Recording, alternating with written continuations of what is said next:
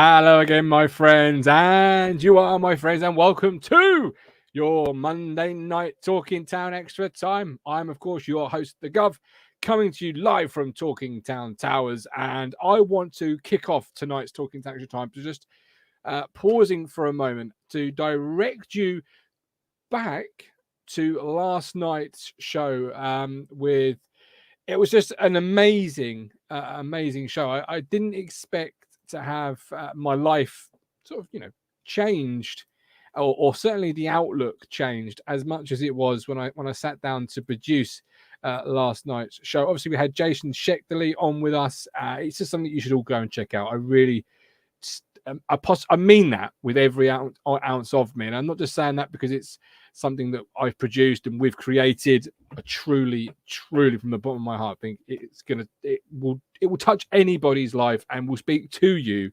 and will certainly, I think, change an outlook or two.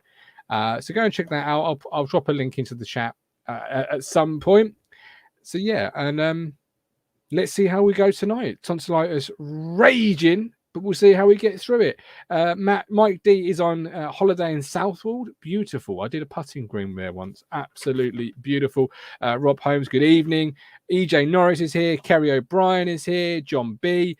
Work for Lutterworth. Good afternoon, good evening, and good morning, Mr. Work for Lutterworth. Hope you are well. A really good chat. I want to see it really buzzing tonight. Got a couple of things to start us to kick us off. First of all, if you've not looked at the YouTube community page, we have a dedicated Talking Town ITFC Discord server. It's a perk, basically, for being a YouTube member or a Ko-Fi supporter. There's a link to join. Those on YouTube should already have it. I am sending the Ko-Fi members out their link individually because that Ko-Fi doesn't give me the option to give it to you as one. So if you haven't got it yet, be patient. It is coming, but it is already really busy and full of ITFC chat about a number of things. And Lewis Robertson, for those keeping score at home, has only changed his name to Matt Penny once, but I think he's only been on it for the last 24 hours. So get used to that, I think. But yeah, something that I hope that you want to get part of. ITFC chat without the dicks, I think Matt called it. So get active, get on it, and let's have a good one. Talking about a good one, we have a fantasy league. Sorry, excuse me. That may happen throughout the course of the evening where I have to have a big gulp because my throat is raging. But we have a fantasy league. Please do consider joining it. We have a lot of members in there, but as you can see, the Gov is 12th. I have slipped a little bit from yesterday's heady heights of 5th. By the way, Haaland, flipping hell, there's some genes in that family in there. What a man. Good grief. I might have to get him in my fantasy team, but yes, there's Gov's 11 in 12th place. You can still join, get active, get on it. I will arrange a prize for the winner. What the prize will be, I can't tell you, but I will arrange a prize. And for those that already are owed prizes from last year, they are coming. I promise you, they are coming. Get in contact with me. As Russell says, it's a good chat, guys. Get on it. Right, let's get into tonight's show. First of all, MK Dons. I've been asked by Cruncher to mention this. MK Dons at the weekend. There is apparently a rail strike that day. So be prepared for queues and more queues around Portman Road. Unless, of course, you possibly consider going with Ipswich Buses, your local bus company. Don't get stuck in traffic. Ditch the car. Go green. Go contactless. Go Ipswich Buses. Fares available from £2.20 return, a fantastic price and a fantastic service. Ipswich Buses, proud to partner with Talking Town. The aficionado, Stephen Thomson. No, I think Bottas he'll be the one to really hold out. Stephen, good evening. How are you, sir? Hi, I'm good. How are you? I'm very well. Slightly disjointed start for the show there. Not something I'm usually wanting to deliver, a disjointed start, but I had to have another gulp of my water Of course, after the word from Ipswich Buses. But it's nice to have you with us. How excited are you to discuss football this evening? Yeah, really excited. It's nice to be back sort of talking about Ipswich first time in many, many months, I think. So, I think the first time since I've been in this house anyway. Absolutely, So, yeah, looking forward to it. Yeah, so it says, can we get Ipswich bus to East London? No, but you can get into Ipswich and then get an Ipswich bus, Sarah. That's how you need to do it. Absolutely. We have got Stephen Parry joining us to share some more Forest Green fallout. He couldn't get on yesterday's Talking Town show, Steve, but we are sitting here 4 points from 6. How have you rated the start from McKenna's boys? I think it's been good. The Bolton was a bit of a tough game, I think. They're obviously a tough opponent. To be fair, I was quite happy. I think the draw or a win there I would have been happy with. Saturday, it had to be a win, didn't it? Forest Green, no disrespect to them, but it had to be a win. Really happy it was. I got a little bit nervous in the second half when they pulled one back. But, that double save from Walton was just absolutely insane. Absolutely insane, yeah. Did well for that. And, I'm happy. I'm happy overall. Yeah, absolutely. I don't think anybody can be too unhappy with 4 points from the opening 6. I'm going to bring Stephen in because Neil is not here because Neil plays by his own rules, right, Steve? Oh, absolutely. Yeah, you can't tie Neil down. No rules will tie the Mowles down. He comes when he wants. He goes when he wants. He does what he wants. I mean, for those that perhaps don't watch us for the F1 show, you should do, by the way, if you don't. But perhaps you don't. We did a show today with an empty van, didn't we? We did. It was just literally going live to an empty cockpit and then back to us again. Yeah, absolutely. Proper Molesy. While I bring Stephen in, shut that window, Stephen. I do not want to hear the traffic outside your house because it's always dead until we start a show. Until we do a show. And then everyone and their dog comes past. The A12, yep. So I need to shut that window so our audio listeners do not have sudden ear perforation. While you do that, Stephen Parry, welcome in, my man. How are you doing? I'm fine, my friend. How are you? I am very well, and you are my friend. Look, listen, you did get on yesterday's show, so I wanted to kick off tonight with you. Forest Green just gone. 3 points in the bag. How did you see it? Because you're always a well-measured, well-respected, well-liked member of the Talking Town community. So how did you see it, Mr. Beep? Well, to be perfectly frank, if you'd have offered anyone 2-1 before the game, they'd have probably ripped your hand off. I know. Absolutely, yeah. We had some people saying, 4-0, 5-0. But after half hour, after first half, you thought to yourself, this could be a cricket score. But then you think to yourself, well, they've got nothing to lose now. If they lose 4-0 or they lose 2-0, they're still going to lose. So they're going to come at you. And last season, we didn't fare well when teams came at us. And I think when that goal went in, everybody had it in their minds. And I think the players probably had in their minds as well. This is a rerun to last year. We've got to watch out here. And I think getting over that will be massive for moving forward. Knowing that they've done it now. They've beaten one of the smaller clubs who's just come up, with no disrespect, but it's true. If we'd have got 20 points out against relegated clubs last year, or the promoted clubs last year, we'd have been near where MK was. That's how devastating not winning those games were. Totally agree. Totally agree. So we've got the first one. We've got it in the bag. They've managed to see a sticky 10, 15-minute period, and I think that will give the players confidence that it's not written in stone that when you concede a goal, you're going to automatically concede 2. I know they had there was a save and the disallowed goal, but even the manager said it was disallowed. So at the end of the day, the referee disallowed it, and that's all that matters. He's the man in the middle. Psychological barrier, then, Steve. Do you think that's going to prove a sort of big thing as the season unfolds? That last year we got 4 out of 22 points against promoted sides. We've now already got 3. That psychological barrier has been broken. Is that going to be a big thing? Yeah, I reckon so. Didn't beat any promoted team last year, and even was it Marcus Harness who said after the game that last year they might not have won that. And I think everyone probably thought the same thing. As soon as they got that first goal, they thought, okay, here we go. It's going to be a 2-2, or they're going to somehow find a couple of extra goals from nowhere. So such a weight off their mind. I think it's a weight off the fans' mind as well, because this team can fight to the end and they can sort of up the game when they need to, that sort of thing. So, it's a really good start. Really happy with that. And like you said, to get that monkey off their back virtually straight away is brilliant. think that's a big thing you've just said there, Stephen. Mr. Parry, I'll come to you now.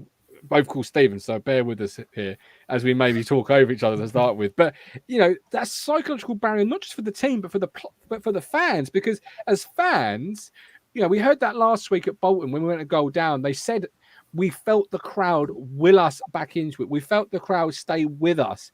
The nerves can seep through, can't it? Particularly, against these promoted sides. So Stephen's right there. It is also about the fans breaking that barrier.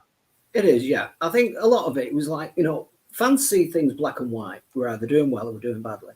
There's very little grey, and for a period of time we were doing well, then we started, as fans would say, doing badly, and they got back into it. But we don't know how the players are thinking. I'm pretty sure, like Marcus Arnott said, all the players were thinking the same thing when they scored that goal. All the fans were thinking it. You can guarantee the players were thinking it. And they were probably more terrified than we were. You know what I mean? Because they've lived through it last year, or a lot of them have. And I think that was such, for the players and the club moving forward, for the fans, it was a massive boost and a massive confidence lift.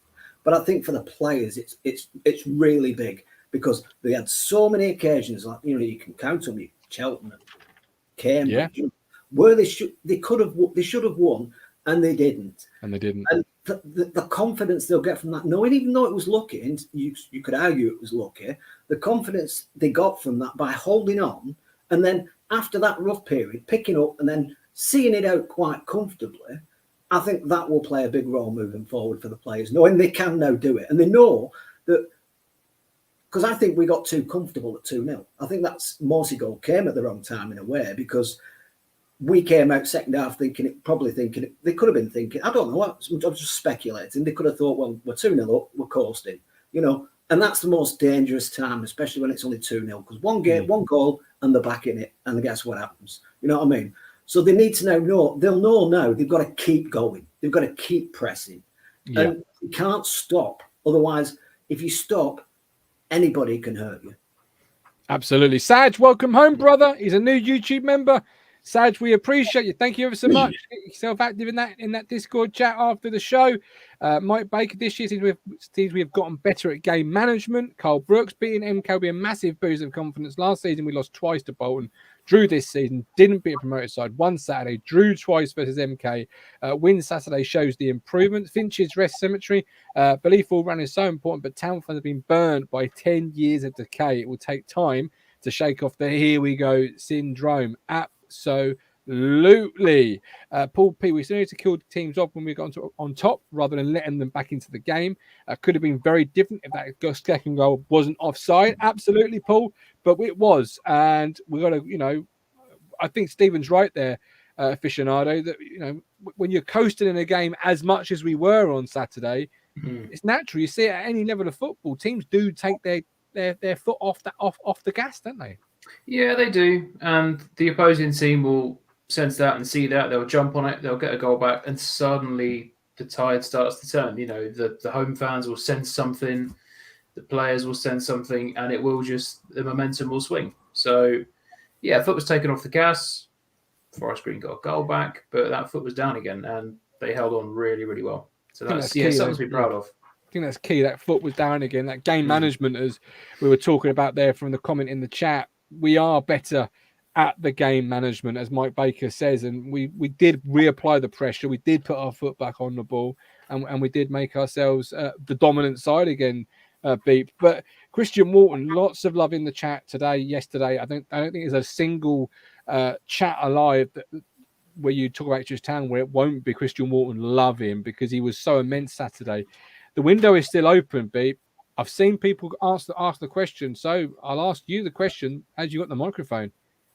Can we keep hold of him? Is there any danger of a cheeky little bid under the radar coming in for him? I think there'll be a bid. I think there probably already has been, but I don't think we'll accept it. At the end of the day, he's part of what we want. We go back to a Murphy scenario when we sold him and we didn't replace him. There's no point selling him now. We'd have 3 weeks to replace him with a goalkeeper of inferior quality. It doesn't matter if they throw the kitchen sink at us and say he is 5 million. He's worth more than 5 million to us because at the moment he's our best chance of getting to the Championship. Not quite, nearly. But he's the best chance. He's one of those players who's going to gain us points and get us back to the Championship. And all you have to do is look at TV money. You've got like 2.5 million in League One, 9 million in the Championship. Well, you're pawning up more than 5 million then, because that's minimum. Yeah, absolutely. Yeah, I've seen it asked the question aficionado, and people, rightfully worry, because Saturday, all the plaudits will go to Morsey for the wonder goal. But we only walk away with 3 points because of one man, and that man's wearing gloves. Yeah, absolutely. And yeah, like you said, Steve, there's probably been a bid made somewhere along the line. People will be watching and they'll be keeping an eye on this guy. That's only going to do wonders for him. I mean, that's the thing, isn't it? A keeper or a player can do so well for us, and we all love him, but it also gets the attention of other clubs up and down the pyramid. But yeah, I don't think they'll sell him because they know full well how they need him. Because at the minute, we've only got Hladky and is it Hayes? Nick Hayes, yeah. Hayes, yeah. They can't obviously have them as the top two, so they can't let him go. There's one big plus point. We're the first club who's given him an opportunity. Everyone else, Brighton did, but they didn't use him. And then they just used him to loan him out. And we've said, look, we loaned you, we want you, and we've given him a home. He's moved down here. He's got his old youth coach with him. I don't even think he wants to go anywhere. I think he's more than happy here right now, because if he was back at Brighton, all he'd be doing is another loan stint. Absolutely. You saw the difference in him when it was made permanent. I think he improved as a player because he knows he was wanted. And I think that's difficult sometimes with loan players. It's like, well, I'm not going to be here next year, whether I do well or not. You know what I mean? And that can be the problem with having loans. Sometimes they can work, sometimes they're very hit and miss. But you've got to get them right. And I think we got one right. And I think we signed him, and I think he'll respect the club for that, and he won't really be that interested unless you see like United or a Liverpool coming for him. You know what I mean? Which isn't going to happen. He's good, but he's not quite Alisson. No. Right, hold up. Quick word: if you want more ITFC chat like this on a daily basis, become a YouTube member or support us through Ko-Fi, because we've got a Discord now where Beep is going to be imparting the words of wisdom on a regular basis. We've got absolutely no doubt about that. The amount of people that love you, Beep, is mind-blowing. You are easily one of the more favoured call-ins. Do you know that? Tweet the wife. Tweet the wife. Who isn't? No, don't put yourself down. But okay, we've put that Walton. I've opened it up now. The link's now in the chat. Before Stephen goes, I know he is keen to discuss a man that has been discussed by many fans on social media. Some have already written him off. Some are backing him. It is, of course, our centre forward, Mr. Freddie Ladapo. Big Freddie, my Player of the Year nomination. I still believe in that, Stephen. Well, how have you seen his opening too? Lots of speculation, lots of conversation about this player. So how have you seen it? I've actually liked him. Yeah. I think he's been unlucky. He had a great shot against Forest Green, and that was a damn good save. That was like hit out of nothing. And he had a couple of chances at Bolton. I think he's just been unlucky. I think, to be fair, I'd play him tomorrow at Colchester and let him try and get a goal, because I think he needs a goal. Yeah. I don't think he will. I think he'll play Jackson, but I'd give him some minutes at Colchester and try and get him a goal, because I think that's all he needs. But I think a lot of people are criticising him and saying, "Was he good enough?" Well, yeah, he is, but he was never. I read him the same as Greg Lee. He was never the main man. He was someone to have to start the season with, because as we all know, we were going for like people like Davis from Leeds and maybe Hurst from Leicester, and that's not in our gift to decide when we get those players. It's in their gift to decide when those players are up for sale. And we needed someone to start the season, because I think we can pretty much all agree we couldn't start the season with just Caden Jackson. So we got in Greg Lee on a free. We got in we got in Ladapo on a free. So we knew we had someone to start the season, just in case these deals took a bit of time. Yeah. And we got the Davis one over the line before the season started. And I think that probably surprised me, to be honest. But, that sort of like put the left wing back to bed, And then everybody started saying, well, if Lee had played, he'd have played better. I don't know whether he would have done, because Bolton played well in the first half hour. And everyone's saying, well, Ladapo's not scoring. Well, I don't even think he was ever brought in to be the main guy. I think he was brought in to tide us over till we got the main guy. And whoever that may be, I do not know. But I just think it's a bit harsh on him. If that's the way I see it. I see 2 players who were brought in as free transfers. One's been replaced with a permanent. Should I say with a buy? Yeah. One's been, the other one's still playing who was a free transfer, and we're still looking for another player, as far as I know. And I think everyone's like, because Greg Lee wasn't the one in the firing line against Bolton, and he came on and played well, which he did. I'm not going to deny that. He played well in pre-season. I won't deny that. And I think he's a more than able deputy. Yeah. And I think you can interchange them and play 45 minutes each quite easily. Yeah.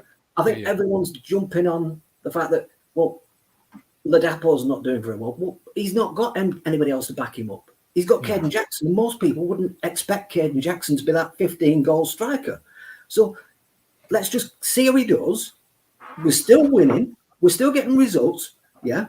With him, if he doesn't score, somebody else is going to, as happened the other day.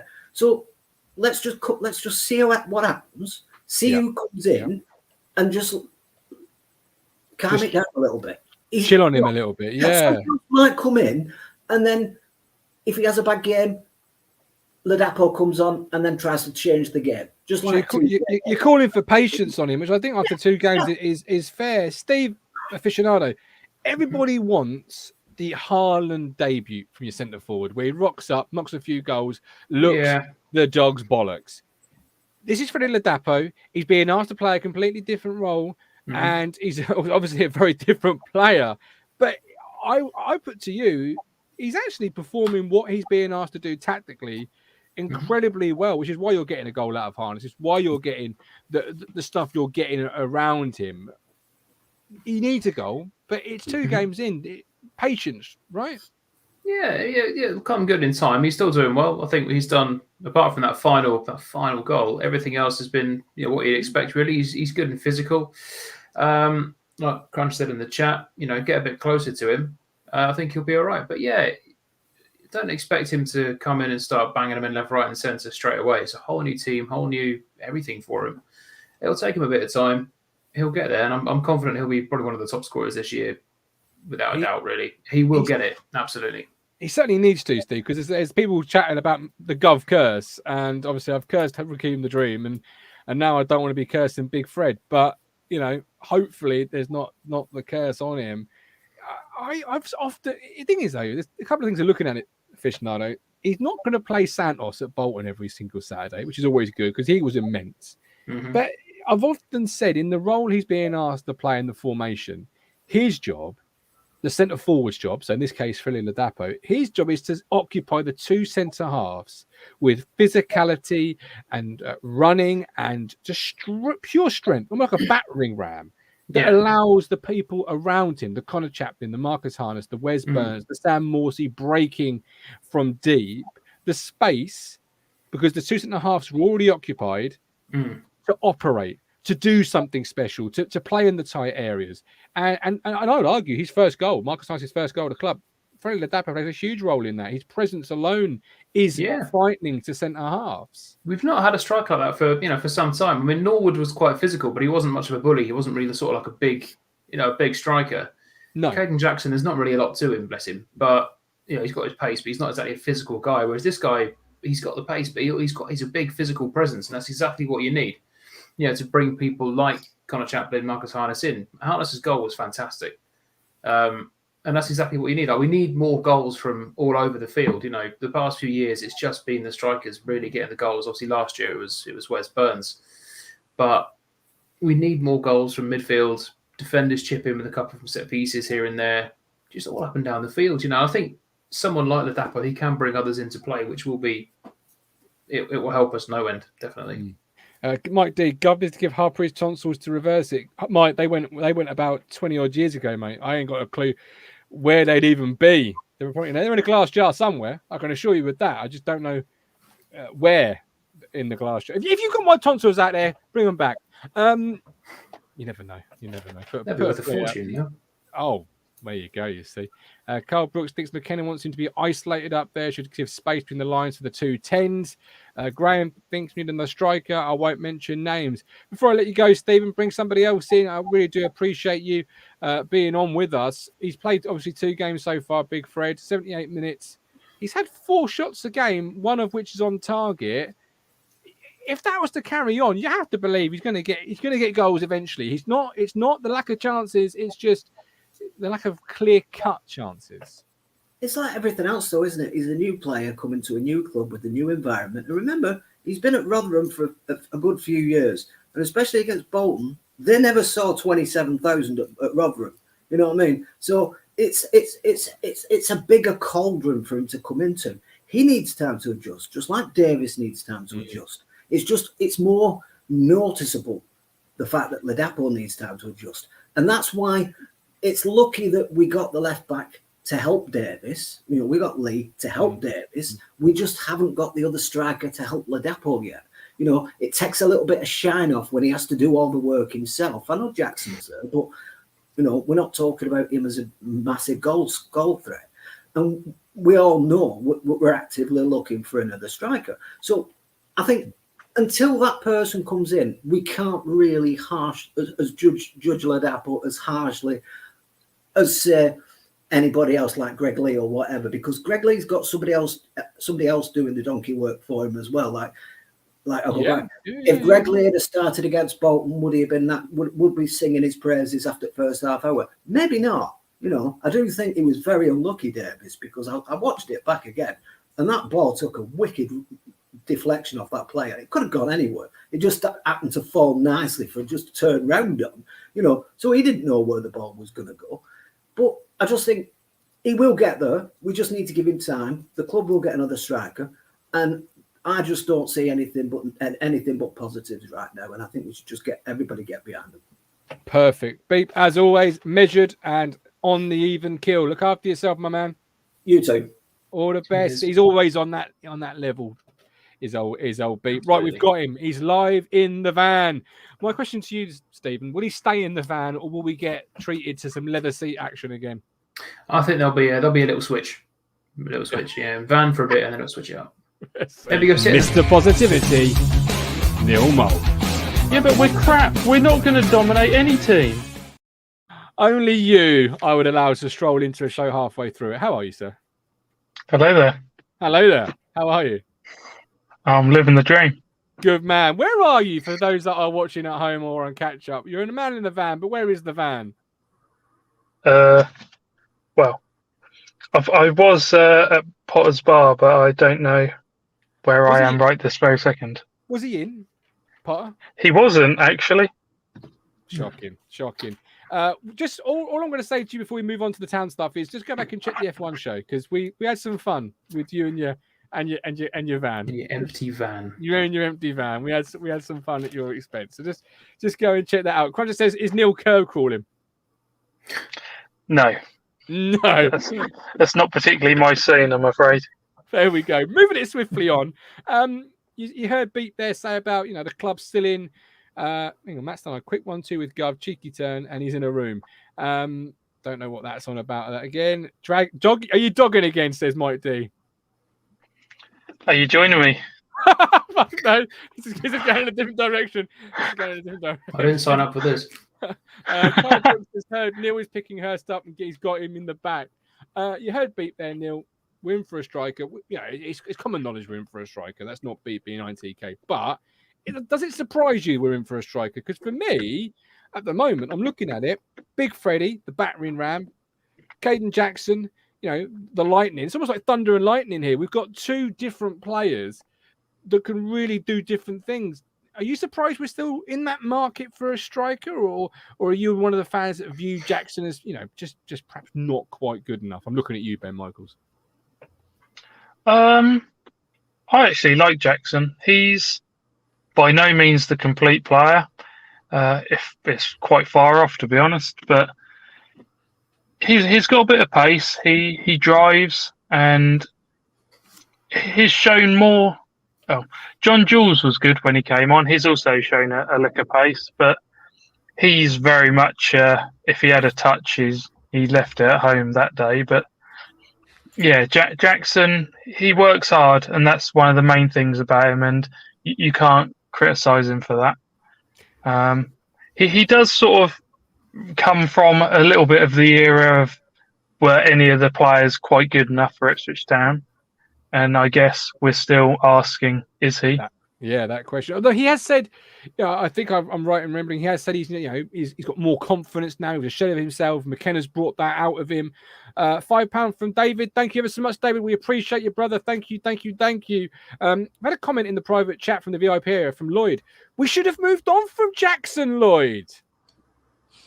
Yeah, I think we should have moved on. I think it was a mistake to re-sign him, but obviously McKenna must have seen something he likes. But I don't think he really offered much. All right, you're in the room with Ashton and McKenna, and McKenna is saying, I think we should. What's your counter argument here, Lloyd? What about Jackson? Are you not a big fan of? He's not clinical. He's played 100 something odd games, and he's only bagged 18 goals. He's been here since what, 2018, if I remember. And most of the games he's been in during that time, he was pretty lackluster. Okay, not clinical enough, Stephen. Are you surprised we're in the market still for a striker? Because I would genuine. I see the thinking, but it's just another body that you have to give minutes to when you've already got at this level what should be good enough. Jackson and Big Fred. When you look at who we have got, Jackson is way down the list, isn't he? Really, in terms of people you'd think, right, okay, I'll start him. And I think it was a good thing to re-sign him. McKenna's obviously, he obviously knows more than we all do. He's obviously seen something in him. Oh, just a little bit. Just a tad. I would say he's got more qualifications, to be honest. What he's forgotten still wouldn't be enough to put what I know on a postage stamp. There you go. I think he's quick. His pace is an advantage. If you bring him on in sort of the 70th minute, 75th minute, defence are tiring, and you bring him on, you've got another injection of pace, which is good. But yeah, maybe he isn't clinical enough. I mean, he was all right alongside Norwood for that period would have been our first season in League One. Yeah. They were okay when the two were up front together. Norwood had more of the success, really. He's quick, but he just needs that clinical edge. I am surprised they re-signed him because it looked like he was gone. He was out of the door, didn't it? But I thought he was out the door. I think it was. There's a few players, you weren't surprised to see go. Jackson was one of those I was very surprised to see remain. Same here, because to me, he doesn't feel more like a striker. He feels more like a winger just because of his pace. Yeah, there you go. But he's got no end product when he's on the wing, has he? He's possibly the worst winger. I don't know. His assists are actually quite good for a centre forward playing out wide. He can pick up. I am a big Caden Jackson fan. Primarily because of I think because of the culture that you try and. We had this conversation the other night, Neil, where we had a player. We won't say names. We had a player that perhaps wasn't the most universally. The best player in his position, or other teammates were saying, "Oh, why are you playing him? When you should be playing him?" But he set the standard of a culture. He turned up, he did what he was told. He put bibs out, he put cones out, he paid his money. He was 7 out of 10 every week, or 6 out of 10 every week. He set the standard. Now, obviously, in pro football, very different. But Caden Jackson, Neil, arrived, wasn't played for a while, was left out in the cold under a previous manager, but he didn't moan, didn't complain, didn't hit the press, didn't make a fool of himself or whatever. He kept his nose clean, he kept his head down, he worked hard, and he got the rewards for that. That's a culture that you want in your football club, is it not? It is. I have had my doubts about him several times, but when we signed him in the Championship, and he was a League Two striker at the time, I was questioning, was he really up to it? And then it turned out that the most of our team wasn't really up to it anyway. Yeah, they all were. And then he was basically fed on little scraps. And I remember some of the cracking goals he managed to score for us. I'd say he's become less clinical as he's been with us, because, like I say, the scraps that he scored from in the Championship are better than what I've seen from him goal scoring wise now. We're now pretty much left with his hard work and his effort side of things, using his pace. Yeah. I think, was it last season, I would question maybe some of it is the moves need to be more intelligent. It's fine running around like a headless chicken, but sometimes there needs to be a little bit more, something to it. Yeah. I don't think anyone would argue with that a little bit. I think he can understand that game a little bit more. I want to build off before I let you go, Lloyd. I know you come in. Obviously, I can't see you, so I don't know. I can hear some rustling. But Gino says maybe tomorrow's game is just what KJ needs to kick off his season. Largely expected to start tomorrow evening. He's up against, could be, possibly, a Luke Chambers, a Tommy Smith, or whatever. Is tomorrow the game he needs to kickstart his campaign, like Gino says? Lloyd? If he wants to be put in contention, then yeah, he needs to. He'll most likely play in the cup games. Let's be honest. He'll play in the Carabao. If we get knocked out, then he'll play in the Pizza Cup. But just a quick point. I can't fault him for trying, because when he got exiled to the under-23s, he still put his head down and worked hard. But he's 18 goals over that period of time. That's not something that's going to get you out of this league by scoring a bit of a goal every time. No. The clinical nature of his finishing is always a debate people will have forevermore. I do look at, though, Lloyd, the team around him in those times. It was a team in transition. It was a team lacking quality. As a centre forward, you can only score what you're given, and particularly if you're not clinical. If you need 8 chances to score 1 or 5 to score 1, and you're getting 2 or 3, you're going to be less clinical. I'd like to see him with a better, with a John Jules, with a Sonny Aluko, because I think. But I agree with Neil. He's got to do more intelligent running, because it just seems whenever we bring him on, he's like, the other team just sees him like, oh, that's just pace. He isn't going to beat us by just running us. He's going to either run onto the side and try and slip someone in. But he needs to be more productive, and hopefully tomorrow he can be that. But are you there tomorrow, Lloyd? I'm here. I'm going. Yeah. Good man. But I have my doubts. Yeah. No, I'm going. I changed seats today. Someone stole my season ticket seats. I can't sit there. Okay. Well, will we see you at Sir Ralph? That's what the people want to know. Good man, Lloyd. We'd love to see it at Sir Ralph. Look, we'll have this conversation tomorrow when the team's announced, because he will be. Well, I think he will be in it. He should start. If you think of the strikers that have played recently, he should be in that team. Absolutely. I'm a big, and I have been for a while, big Caden Jackson fan, particularly for the way he dealt with playing at Chelmsford last year, a friendly, with part of the bomb squad. Just things like that don't stop up on a stat sheet, don't show up in general. Lloyd, we love you, we appreciate you. We'll see you tomorrow. Those things you can't quantify, Steve, but they're important characteristics to build a squad around. Yeah, absolutely. I mean, I do respect him. He's been through a lot with that club. There's been injuries and obviously being banished the under-23s.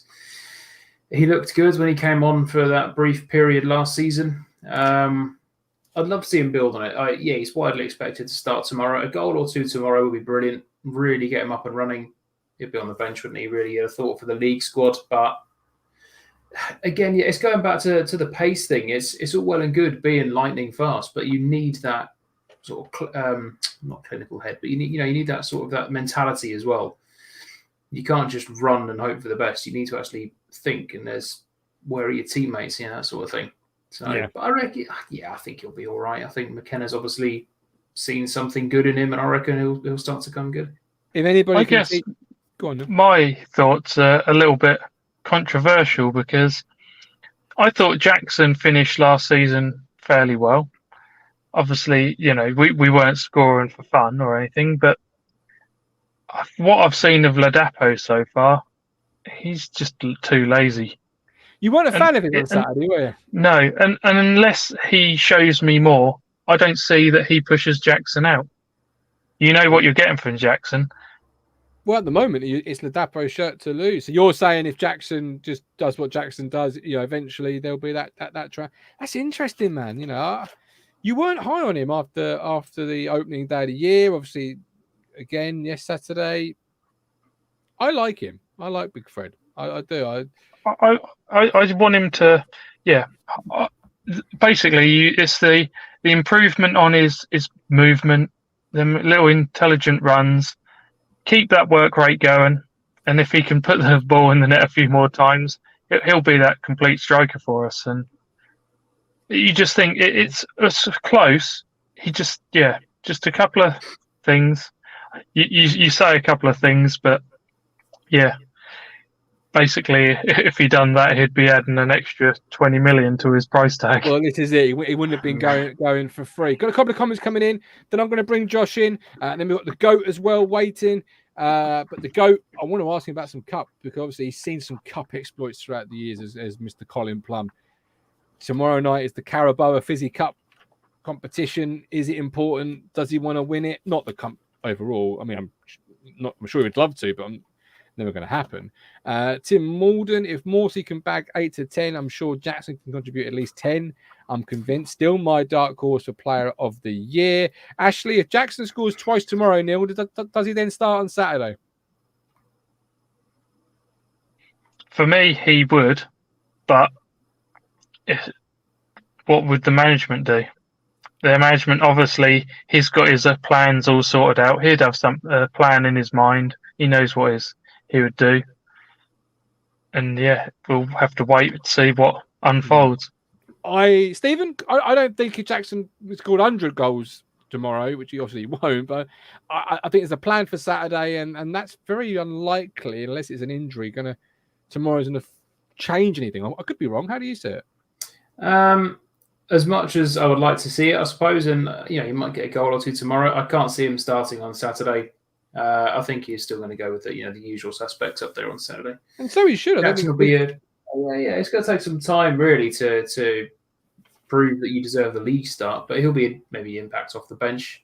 But I think his best chances for starting for us now are going to be the cup games. Absolutely. Yeah, Crunch says bang on the money, Neil. Carl Brooks, my worry is either Ladapo or Jackson get injured, then we really are thin on the ground. That position competition is healthy. Another striker is a must. Govlas, Jackson more than Drinan. I don't know where people get this from. I never loved Drinan. Nonsense. Do not blaspheme. No, I do not. That name is never going to go away, Neil. And I tell you something else is never going to go away. And you'll remember this the day I coined the phrase, what is a John Nolan? Yeah. Where is he now?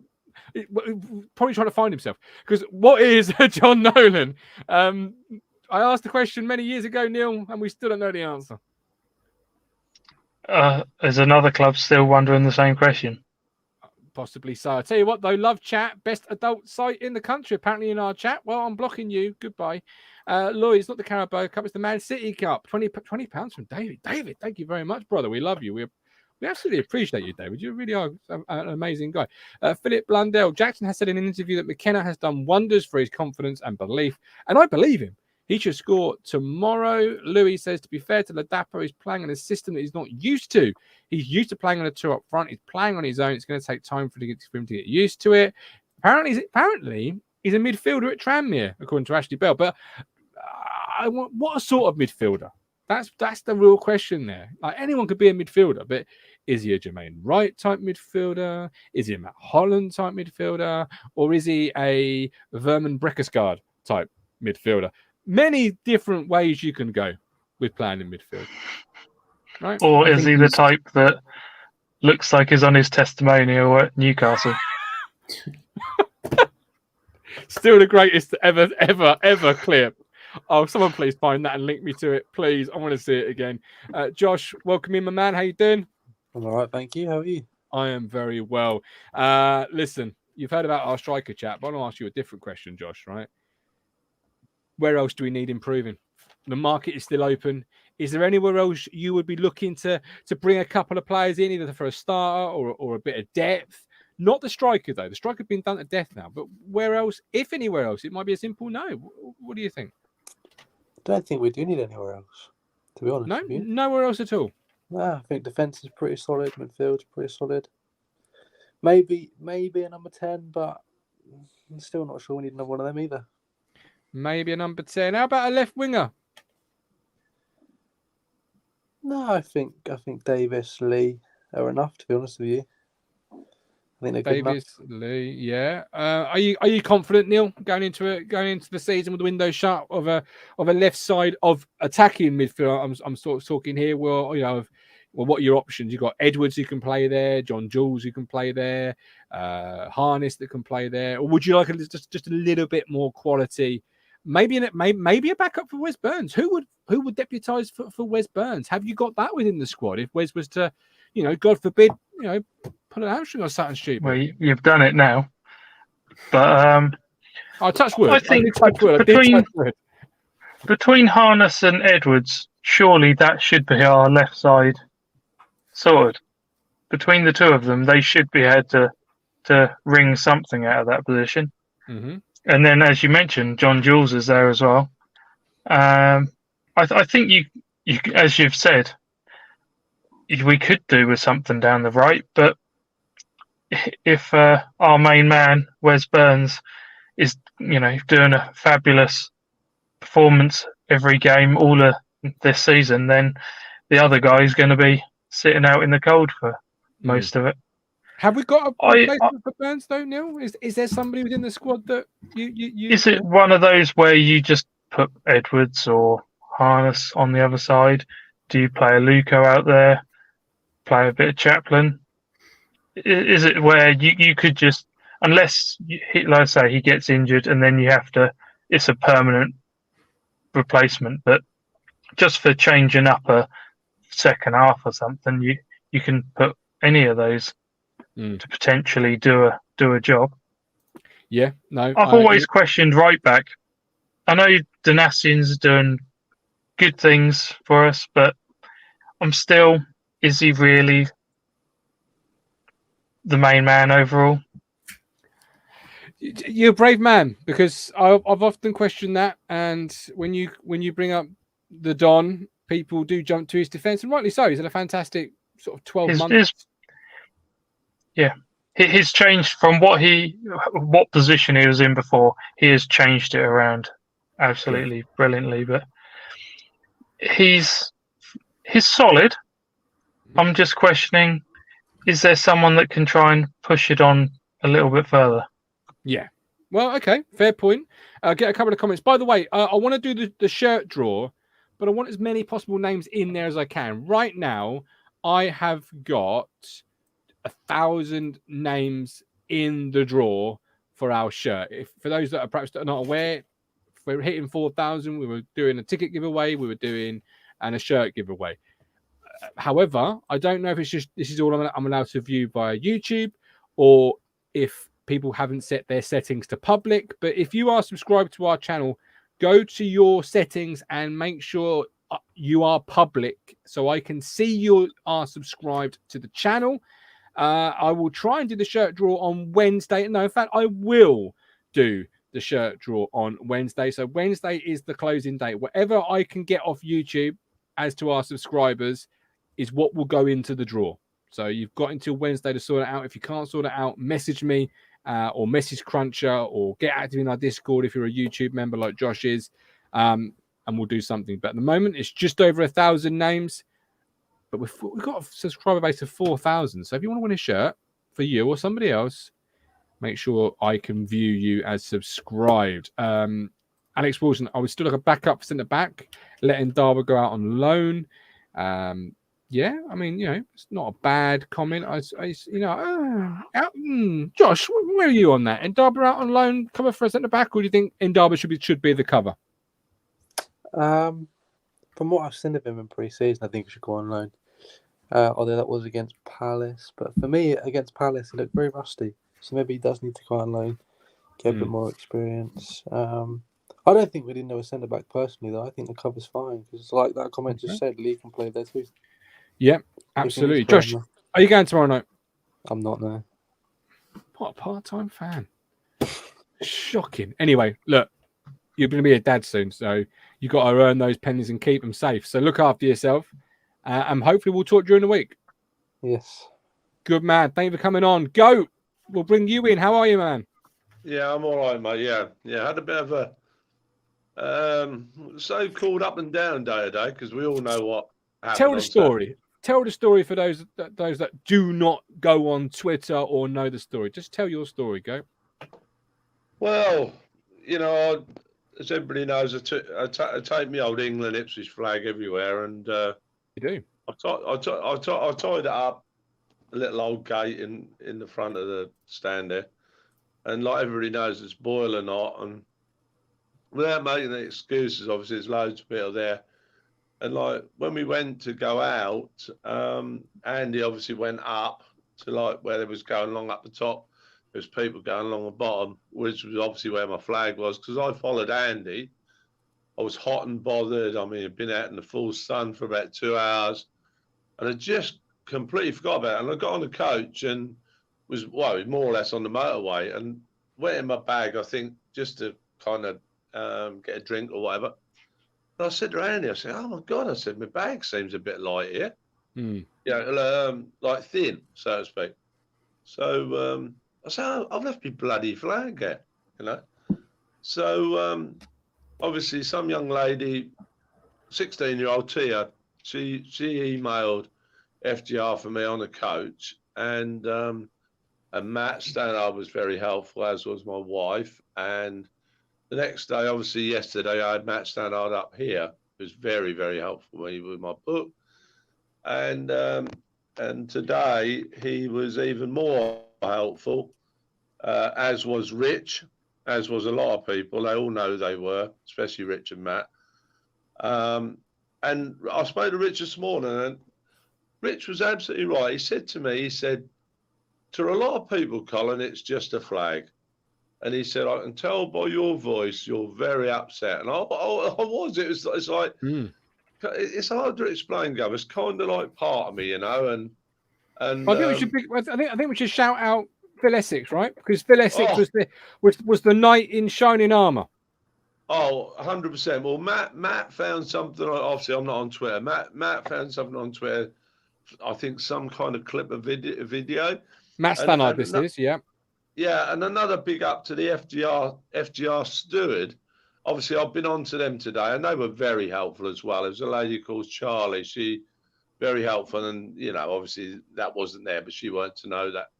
But the steward folded it up nicely, and obviously looked for somebody. And Phil, I've known for years, as you have, Gov, Rich, and everybody else who's big town fans. I've known Phil for ages, and I just couldn't believe it when Matt sent me the photographs. It was somebody I actually bloody knew. Yeah. And that was fantastic. And he's given it to me back in the fan zone tomorrow. And Rich come up with a very good point, Gav, and I hope you'll agree, and I'm sure you will. If Phil wants to, obviously, we're going to pull him to the statue tomorrow and have a little photo with the flag with all of us. Is Great that okay? idea. Yeah, no, absolutely. Phil is the hero in this. And Crunches, it was like a prime watch. Sorry, Gav. I just got to say one or two things. Thank you, obviously, to Phil Essex. Thank you to Matt Stannard. I wrote these down in case I forgot something. A big thank you to Matt Stannard. A big thank you to Rich. A big thank you to Lewis, Matt Phillips, and especially Liz Edwards, who's helped out as well. And thank you to everybody. And you're all lovely people. And I know I've got a lot of friends at Portman Road, but I know now I've got even more. Absolutely. Well, everyone loves you, Go, and you've seen the highs, you've seen the lows. Let's talk about cup action tomorrow night. Fizzy Cup, Caraboa. McKenna is making all the right noise, as they have done in the past. We want to progress. It's more games. We want to win.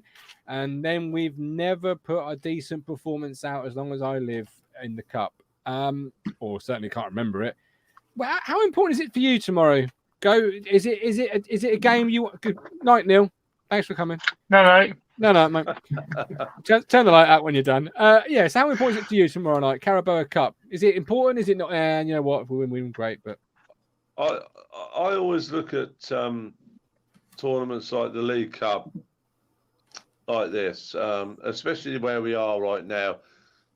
Maybe not so much a few years ago, but right now we're in the first division. We all know that, but we've got a very, very, very good first division squad, of which a lot of those younger lads and players, or older, younger and older lads, who are not playing so much. The cup for me, to give players like, say, Sonny and people like Jackson, obviously, people like that, and younger lads.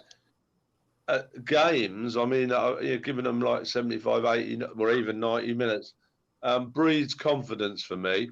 It obviously gets minutes in legs. It breeds confidence, especially if you win, obviously. Can I see Ipswich losing or even drawing tomorrow night? No way. I mean, if somebody like Caden, and I totally agree with what Rich said earlier, he's only obviously come on a couple of times this season, but he's looked in close season as well.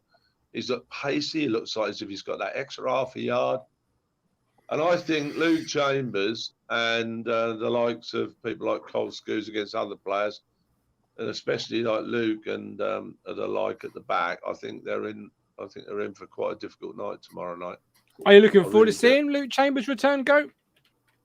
Yeah, I am. I mean, look, it's a bit tongue in cheek all this, but Luke, look, perhaps maybe I'm guilty about, and Rich put me right actually about when they put the posters up on the cobble, and he was absolutely right. I probably maybe didn't think about it too much. Do I like Luke Chambers? Yes, I do. I like him as a person.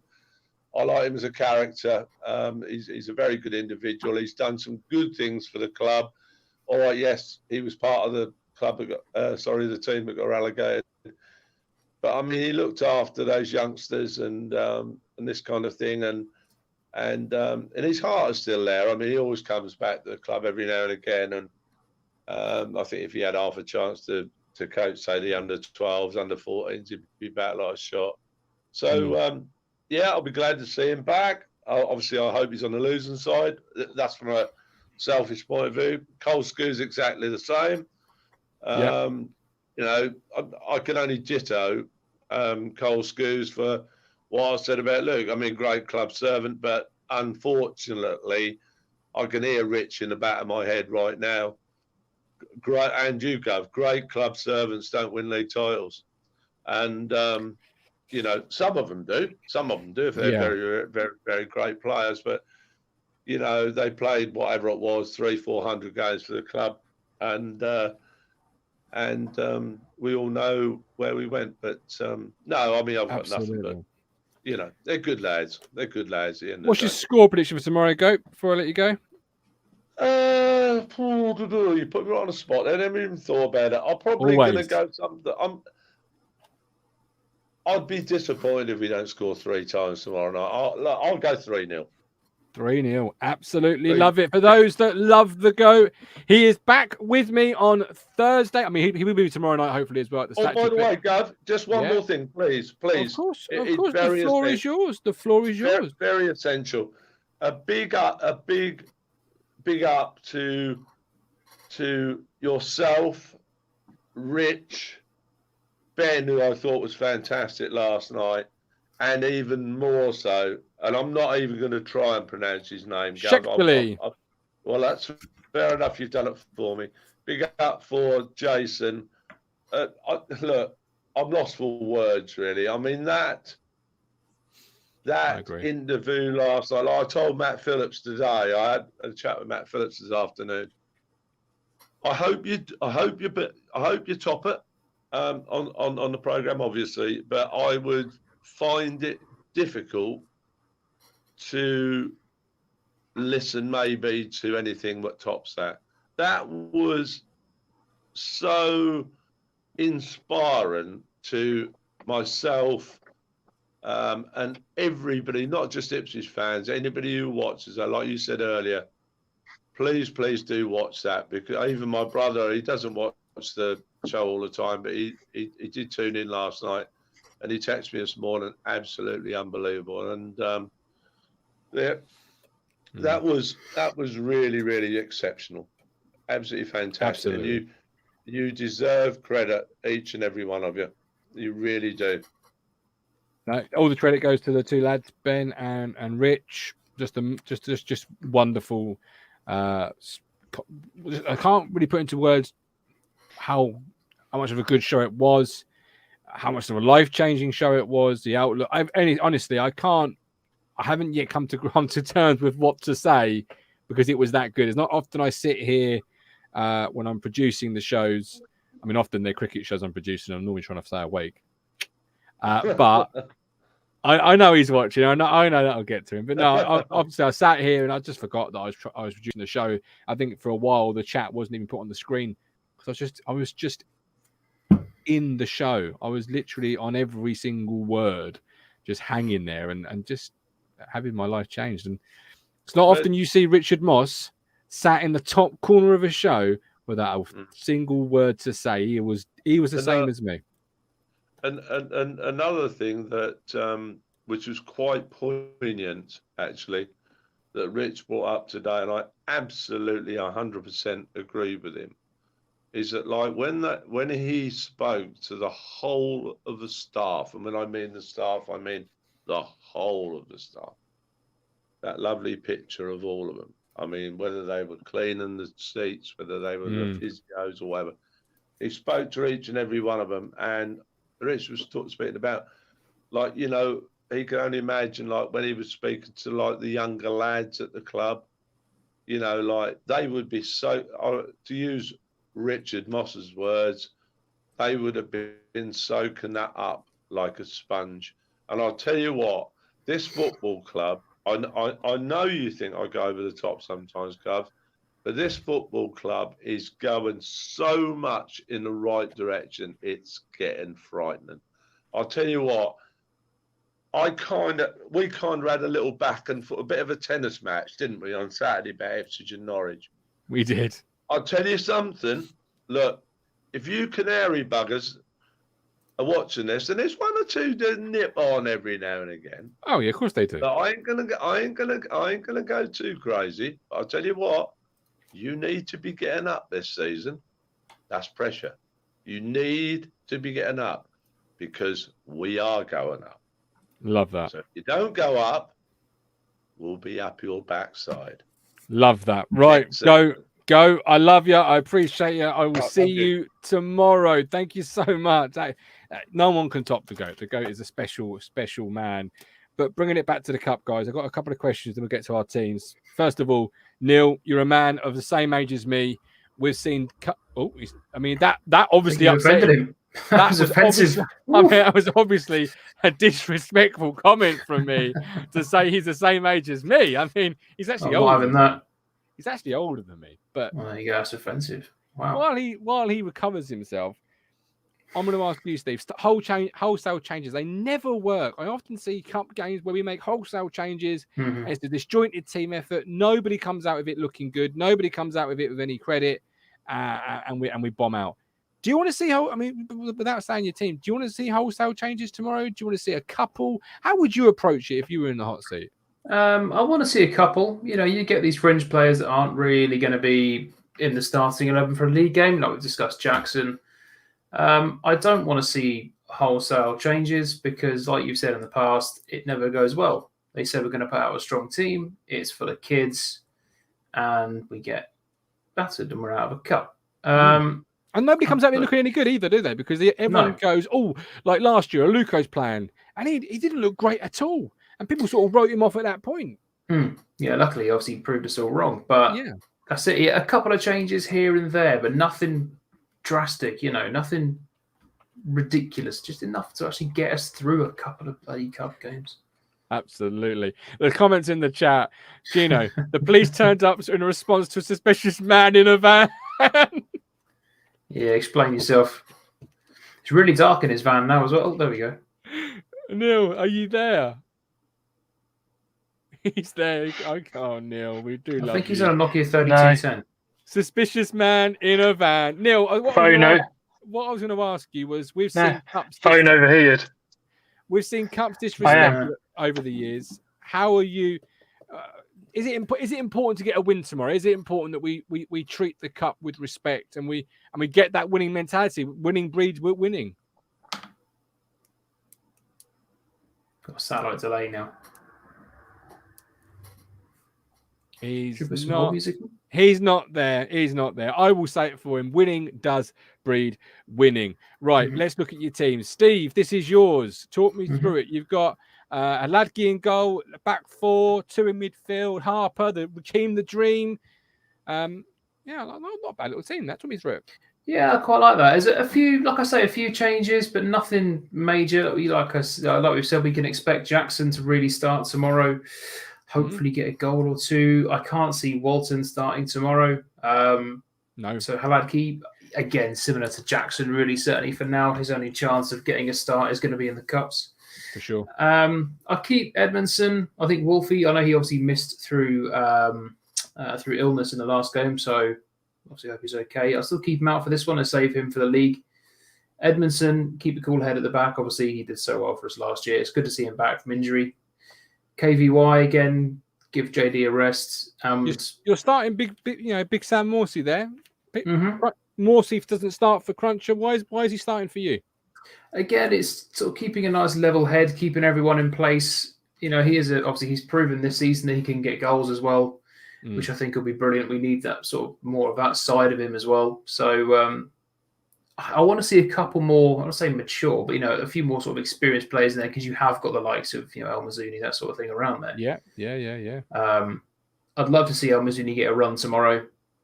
I was toying really whether to go with Ndaba at the back as well. I'd maybe stick him on the bench. He has got a hip flexor, so we're not anticipating him to be fit. He might well be, but that does limit the options at the back line a little bit. I've done a team, which is just as well, because obviously Neil's phone's overheated and not playing ball. So here is my team.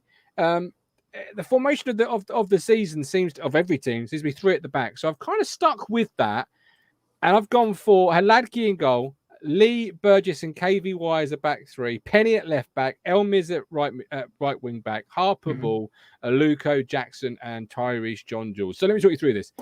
The front three sort of paints its own picture. Jackson will start, I believe. TJ, Jane, and Aluko just behind. That's how it should be. They're both the backup options for those front three. I was torn with Aluko in mine as well, to be fair. I think it's a game he deserves to play in, and I think he'll be a little bit of what you're thinking about Sam Morsey there. El Miz has played right back many times in pre-season. He played there a couple of times in competitive action. And you've got two left wing backs. Greg Lee can play centre half, as we were saying early part of the show. Matt Penny could then play left wing back. And I think KVY could easily play that Janoy Danasian hybrid right back, right centre back role really quite well. And then you've got Dominic Ball for 60 minutes and Raheem the Dream, in midfield. Yeah, that's a good team. I do like that one. Yeah. So with mine, I was toying whether to start Aluko because this is the sort of game that you'd want him. If he's going to be on the bench really for league, obviously he's not going to be able to do all the league fixtures now. But this would be the sort of game where he'd start and say, look, this is what I can do, and sort of try and push for starts in the league sort of every now and then as well. And yeah, like you said, it's that sort of calm, level head that you would expect from Sam Morsey as well. So if you're not one or the other, I think would be ideal starting tomorrow, and you're going to get one or the other. I agree, and maybe you get both. Maybe you get Dominic Ball for 50, 60 minutes, and then a Sam Morsey or a Humphreys comes onto the pitch in the last 20 minutes. But I'd have no fear with El Miz at right back. I know Mike D says we shouldn't be playing three centre backs as were at home to Colchester, and that's a fair point. But then I suppose with that way, Steve, you push El Miz on. Or you move El Miz centrally, you bring KVY to that right back, and then you've got a back four of Penny, Lee, Burgess, and KVY. I just see Lee playing that left-sided centre half role tomorrow because of numbers and Ndaba being injured. Yeah, he can do it. He'll be able to do it well, and it'd be great to see him, have a go. There we go. I think it's going to be an interesting team tomorrow, definitely. And it'd be nice to see KVY. I think we've seen obviously bits and pieces of him so far recently. And while he doesn't seem to be the sort of KVY we knew when he first signed, obviously it all helps him get back towards that. And I hope he can. And there's obviously a reason why he's still around. So absolutely. Good to see him back. What's your score prediction going to be for tomorrow then as we round up tonight's show? I am going to say 3-0 Town. 3-0 Town. I would love that. Absolutely love that. Neil Mowles said his phone's overheated. There were no calls about suspicious man in a van. I'm sure. Look, we are back tomorrow. Match day live and the match reaction. Then, of course, on Wednesday, you are next back on a Talking Town show, Steve. Next Tuesday for Burton, our first Tuesday night away game. I do love a Tuesday night under the lights. It's a shame I can't be there, but it's at Burton, Steve. Well, it's away, isn't it? Of course, yeah. So I definitely can't be there. So that's why we're doing the ticket. That would explain it. Up there, big wavelength. Absolutely. But look, the season's back. It's rock and rolling. We'll see you tomorrow if you go into the game. If not, catch the show, and then we'll see you Wednesday. Don't forget, become a YouTube member, Ko-Fi supporter. Discord chat is now open. He is the aficionado. Neil is somewhere in the country in a van. So until tomorrow, with love, with care, hit subscribe. And don't forget, ticket giveaway. Get your entrant in now to possibly get a ticket for MK Dons. What more could you want out of life, Steve? That's living the dream, that is. You make me smile when I think of you. If I